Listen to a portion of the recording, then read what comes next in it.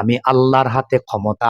আমি যারে ইজ্জত দেওয়ার তারে ইজ্জত দেই, আমি যারে অসম্মান করার অপমান করার তারে আমি অপমান করি। সুবহানাল্লাহ।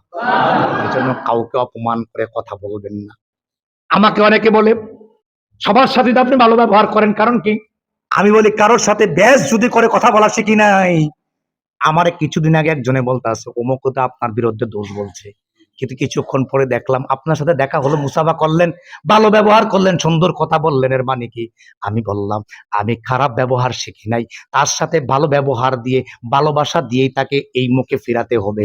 বিরোধিতা করে কাউকে কখনো ফিরানো যায়? বিরোধিতা করে কাউকে ফিরানো যায় না।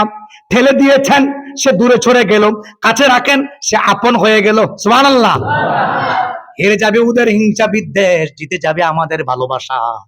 এজন্য ভালোবাসা দিয়ে মানুষকে কাছে টানতে হবে, বিরোধিতা করে কখনো কাউকে কাছে টানা যায় না।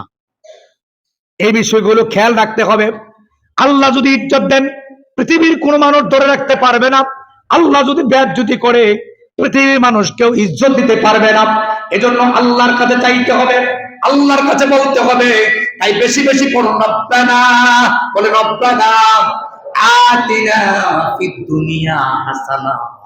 আল্লাহ আমার দুনিয়ার কল্যাণ দেন, বলেন আমিন। দুনিয়ার কল্যাণ দেন, দুনিয়ার কল্যাণ দেন, আখিরাতের কল্যাণ দেন। অফিল আখিরা, আখিরাতের কল্যাণ দেন। ওকিনা আযাবান নার।